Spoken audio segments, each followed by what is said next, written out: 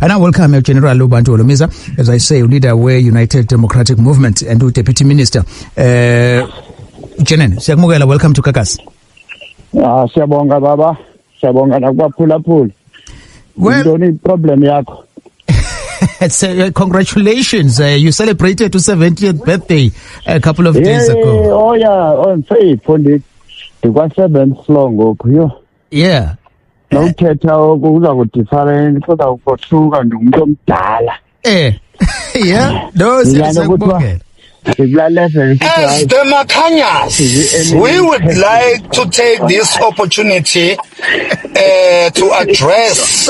Being umuntu Jenene, you ran Transkei, you've been Jenene from an early age, and now Suglet Department Defense and Military Veteran.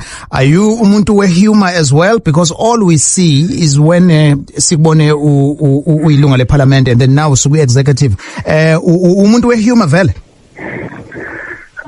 Ihuma isilungu ungaboqoko kanje isizulu nesilungu uzawubhidisa abantu. Ngifuna ukuzwa kahle.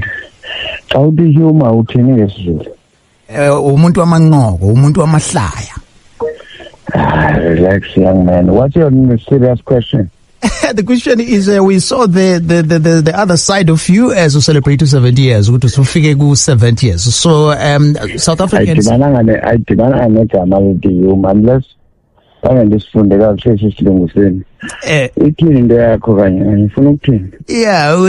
always good to see politicians that we always see be serious in this instance. The portfolio, a military veteran in defense. To see the other side of you. Look who's laughing. No, you're right, Mchakazi. On a serious note, in South Africa. South African and in that I found this was the politicians of South Africa, or Tambo, or Mandela, or Ngosi, Buteles, Ndobagasti Bene, as steady politics as human beings. Right. That culture, we have to respect it and see it poo-poo, to make sure ukuthi iyaqhubeleka because yiyo ebangela ukuba kube kwi-stability eSouth Africa, kungabikho into zoba high low i-opponent and so on. So la culture yoba xa sithetha ngento zesizwe sibe non-partisan, right, iyasinceda as opposed to be a partisan, not no ndimele i-ideology ethile, ndimele iparty yam, ndimele ipoint ethile. So iyasinceda loo nto leyo, and I hope each generation to come will emulate that style and siqhube.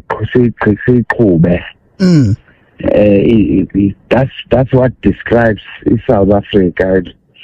Yiyo le nto ibangele into yoba oomadiba, for instance, xa bezephethe bakwazi ukuthi President Clinton awuzukwazi xa ulapho uzosixelela uba mayibe ngobani ii-friends zethu. USA awuzusixelela ukuthi mayibe ngobani ii-friends zethu, thina sine-choice. Isebenzile loo nto leyo. So sure. Yes. Now, Jenene, Deputy Minister now, and South Africa sine government of national unity, and isimo siyashintsha kwipolitiki. You are known, your famous line nje kweparlamente bekuye ukuthi the babantu be-ANC ububuye babize ngamasela, and then now at the opposition now senisebenza ndawonye. If reflector as someone okade eseparlamente for isikhathi eside, now so deputy minister, you serve with abantu be-DA, with abantu be-ANC, there is even a member ye-PAC there. Abantu bayibuka ngendlela ehlukene. So looking as umuntu okade vele eseparlamente, is this really working though? I mean, 1 year later. It's working because of your choice, your political party, maybe to ANC ngamasela untonto nambize ngoba aba ngawontonto. isebenza like a bomb because he decision, underlying decision, voters South Africa ezithe asifune urhulumente wentando yeninzi, that is majority government. Sifuna urhulumente ozokuthi axubane nezinye i-political parties. Right. It's no longer a language, one party state. So that's why ke ngoku uzawufumanisa ukuthi lo bumbiza ngoba lisela, lo bumbuza ngoba yintoni lo umhlwembe, lo beyi-apartheid intoni what. If voters said IFP, UDM, ANC, PAC, DA, sifuna nisebenze noyi-2, asila choice. Sure. Yes. Last week, I interviewed National Chairman we IFP, and I posed the same question at Deputy Minister. Julius Malema, leader we EFF, he believes uthi advice angayinika ama political parties amanye awokuthi angavuma ukuba invited ukuthi aserve structures for the government of national unity, because in his own reflection lokho sekuyibulala leyo political party. He made an example with how NFP died when Uzanele Magwaza Msibi was invited to serve as Deputy Minister of Science and Technology. Is that your view as well? Now that Sen 7 ANC ngeke nisakwazi ukuthi nibheke because nincenga ukuthi you are partners. Hayi, yabona ke lapho kwenye era ngoku aba bafana basebancane lapha na awuzongixelela ngento estructure nehistory yepolitiki yase-South Africa, because bendikhona from time immemorial as early as 1987. Ngo-1990 uJuju Noba ebene-9 years. So kukumahluko when we analyze ipolitiki yase-South Africa. Apha zii-voters which said hambani niyenze i-coalition okanye inantsika i-GNU. Akho nto idibananisana nobani lo mama ubumbisa amagwaza. No. It's an understanding of politics funeka singayivumeli uba kumislidwe abantu. I-GNU ngowe-results zika-2024 elections. Even if honest, if siyayilandela ipolitiki, upresident we-EFF uconteste into yoba abe ngupresident phaa epalamente, bephakanyiswe i-UDM. Wacontesta iposition yobuspika ephakanyiswa i-UDM. Ubephakanyiswa apho under the auspices the-results zika-2024. Apho beqale baxoxa ne-ANC bona beyi-EFF besithi nazi iposition abarhalela uba babazisebenzise. Mayiphele into yokuxokisa nomislead abantu. I don't subscribe to that kind of politics. Wawungenazo participate kwi-politics ze-GNU zokonyela upresident no-speaker if wawungayi-understand into yoba there is a paradigm shift kwi-politics yase-South Africa. I-paradigm shift ke yileyo yoba kwakungekho winner, kwathiwa masihambe sawuqala into yethu, and as a result of that wakwazi ke ngokuthi ufaka igama lakhe as president. Uspika uzawuchallenja uchairperson we-EFF uzawuchallenge uspika uDokosi uDidiza. That means you embraced and you understood. Yeah. Into yoba kukho i-change. Omagwaza abangeni nix. You can't make an example era yomagwaza because the ANC win out. Yeah, at the time. Yeah. Next question. Sure. It's 8. Okay.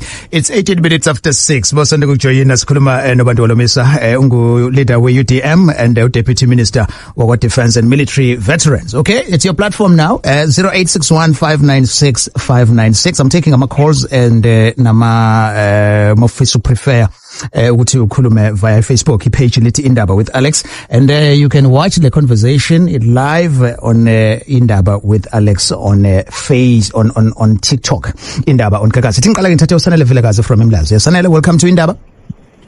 Yebo, ngiyabonga ukuthi ngibingele wena ngoba uHolomisa. Siyavuma nathi. Yebo. Umbono wami la engithatha kube baba uHolomisa angazi ukuthi kanjani. Ngibona ngathi abantu basiqedela umsebenzi eAfrika ibona baba uHolomisa. Manje manje neminyaka ewu70 usasebenza baningi eParliament bayasebenza. Kuba engaphezu kwa-60 kodwa umthetho South Africa kuthiwa mase-60 or 65 fanele pensionini. Ingase khona bonke labantu abano-65 naku-70 bephume ey'khundleni befaka abantu abasha ingade amathuba omsebenzi. Emasosheni nasemaphoyiseni awuthatha amathi ungaphezu kwa-30 kodwa bona bangaphezu kwalokhuzane kwa-65 years baphethe lezo y'khundla lezo. Basebenza ithuba bephume ey'khundleni isebenze nathi. Ngibona baphuma bona ey'khundleni sizokwazi ukuthi sisebenze thina bavele imisebenzi eminingi eSouth Africa. Ngiyabonga kakhulu. Imake ngimnika ichance ukuthi akuphendule. All right, Deputy Minister. He says ukuthi abantu abafana nawe at 70 you shouldn't be serving kuhulumeni because you ayithola ama opportunities. Yeah, just 39. Uyabona mfana wami uPresident uMandela wayena 72 ngexesha ngo1990 sanphazama ukhutha wakhe. Waba ipresident ena 88 years or something like that. Onkosi Buthelezi and many other leaders. I take into age. Mina ne mistake yokucima fama umuntu xa ethiwa unaye umncane. Therefore uclever ukogqitha abanye. Kukho lento okuthiwa i-experience. I come to oppose a generation mix. No. But in here, if we politic, constitution, uba xa una 60, una 70, you should not participate in politics. Sanuzane yenu i-version because izanodika nibancinci yakuva nje kwawuthetha kolwimi lakho uba awunangasiki. Yabona uThambo waba ipresident ye-ANC wazofika ko-70 over 70. If we are koButhelezi, if you are koBush, many others, kanufuna ukusebenzisa i-age ningena experience. You need a generation mix. Ayizukunceda nto lo jonga aba bantu benu nithi bancinci ngoku naba besiyezijele besitya imali. So we have to make sure that xa sigqithisa i-baton siyinikeza umuntu omfitshane omncinci simgrumile uright. Yabona mna apha kwa-UDM andinangxaki ngomfana wam, ndingabhowusa ndingalala ubuthungo obumandi. Xa ndilikhwankwa khawuku-adress upresident uCyril Ramaphosa, khawubuza iquestion kuCyril Ramaphosa, uyamva nje kwaye ubetha kwe-language ukuthi yabona kuredi ngoku. Abanye basebenza nje into ye-age besenza ububhanxa bento engayaziyo. I'm sorry to use that term, but sustressa ngendaba ye-age. Mna xa kufike ithuba lam i-structure ze-UDM zathi hayi Jangela siyabulela awuyogoduka mbolima amaswini. You've bettered well during your innings. No. Sodibanisa yonke into lethina sikho kuloo level mfana wami. Sine-plan. Yeah, uyayizwa leyo mpendulo Sanele? Ngiyamuza ubaba indlela aphila ngayo.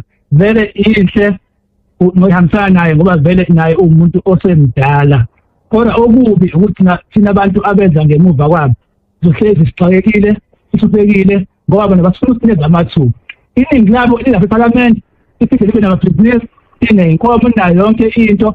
And into engabayenza bona bayahlangana nje abantu abamnyama-ke belwela ukuthi nesithole umhlaba sole imayini kuthiwe nje ukuthi siqhebe nathi njengabantu abasha abazifuna abamnyama kodwa banandaba nathi indaba lezi zabo bodwana abasinaki nje thina indaba lezi nje abayikhuluma benza ngathi ke banandaba nabantu abasha kodwa banandaba nabo into benza ngemuva kwabo abanandaba nabo futhi jalisa nje abelungu ngisho noliko balikhuluma eParliament bonke bakhuthaza izingisi abakazi be-challenge ukuthi eParliament akhulunywe nje umongameli akevule iParliament ekhulume isiZulu nekhulume isiXhosa noma akhulume isiSuthu akwenzeki lokho abanandaba nje lokukhuluma nathi abantu abamnyama bafuna amavoti ethu kuphela mangase ngibuze nje wena Sanele unemnyama ngakho okay unemnyama ngakho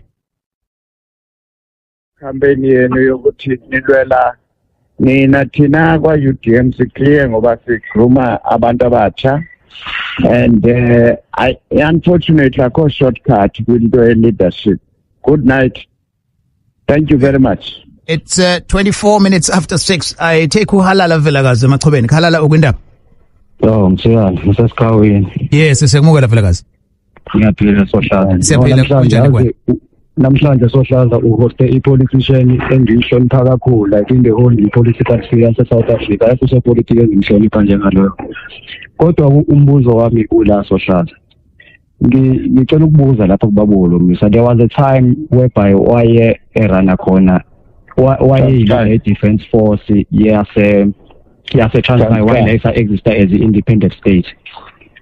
Wenza lapha yana ubaba leadership yakhe uyenza into enkulu futhi yayibalekile ngesikhathi lapha babona khona ukuthi ugovernment obahola ngaleso sikhathi ucorrupted bakwazi ukuthi bem-overthrow as i-defense force yezwa eyayihola uyena. So ngibuka isimo esibuso njengamanje like ngisho lokhu njengoba ngibuka amava akhe izinto asezenzile like ngibuka isimo esibhekane naso njengamanje thina sine-defense force that is led by president. So umbuzo wami ukuthi like bona iyiphi lemithetho like yayi-easy kanjani imithetho ababeyisebenzisa ngalesa sikhathi yakwazi ukubenza beze bekwazi uku-overthrow ugovernment ngenxa ye-corruption ayiyenza ngaleso sikhathi because uma ngibuka yazi into efana naleyo ke nathi mangathiwa like sine-defense force like elawulwa umuntu ongaphandle kwelokhuzana we-executive noma osuka e-office lika president singakwazi ukuthi like izinto ekanye ngoba mangibuka like ama formation ama defense force umsebenzi wawo vele ukusivikela nokusivikela kuhulumeni uqobo. So eSouth Africa thina kukanjani ukuthi sibe nombutho okumele usivikele kodwa manje olawula uyena upresident uqobo futhi. Okay, all right, Janane. No kuleyo ke udibanisi nezikademaniyo yayi-period ye-military government. This is into democratic government. So i-rules ke ngozi yohlukahlukana. Into eyayibangela into bengathi ziyakhawuleza izinto. Into yoba awuzuchitha ixesha uyodibana neparlament nentoni so and so kwakusesihamba i-shortcut.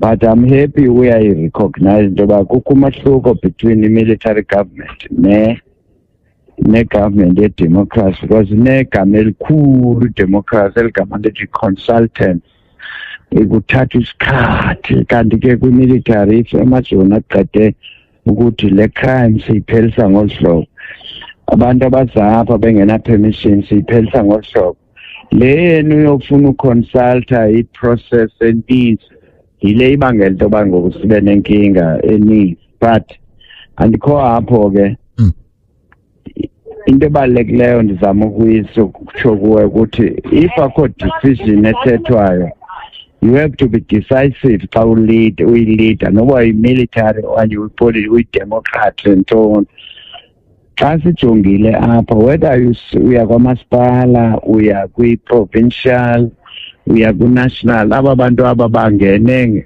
not ngokwe-capacity nangemerit uba bayakwazi umsebenzi. Unlike uJoni thina kwi-military government siyaku-assess uba do you understand the planning cycle ye-state? Do you have a discipline?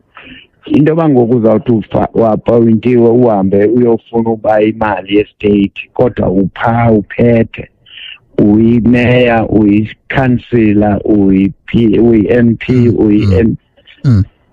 kwa-military culture sidibane nezo zinto ezo mfana wami. So kwawufuneka ndidibane nawe siphunge ikofi ndikubonise uba nezinto zihamba kanjani. That's why thina ethi transition eTranskei engazange ibe ne-controversies kubulawa abantu ba-resist change.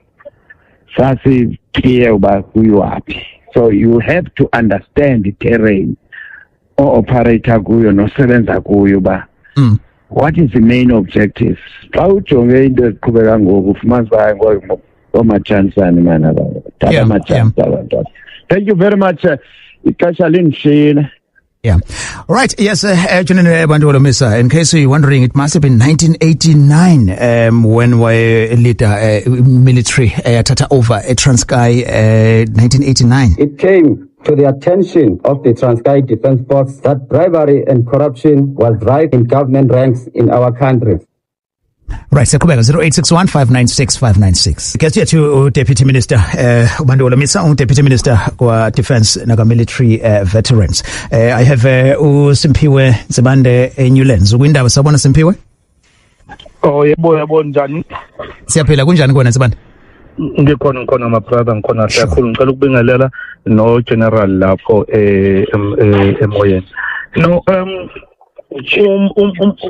umbuzo wami la sohlaza ugeneral ubuza uthi seke sabona isikhathi lesisanda kudlula ambutho wethu wozokuvikela kade ungale emazweni eAfrika noma iKongo not and beyolekelela baphela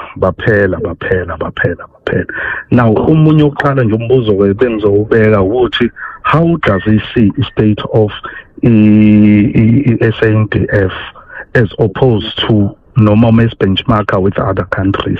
Okay. And also yenake a person well vested and well colored, having those colors military in terms of experience and what he had gained.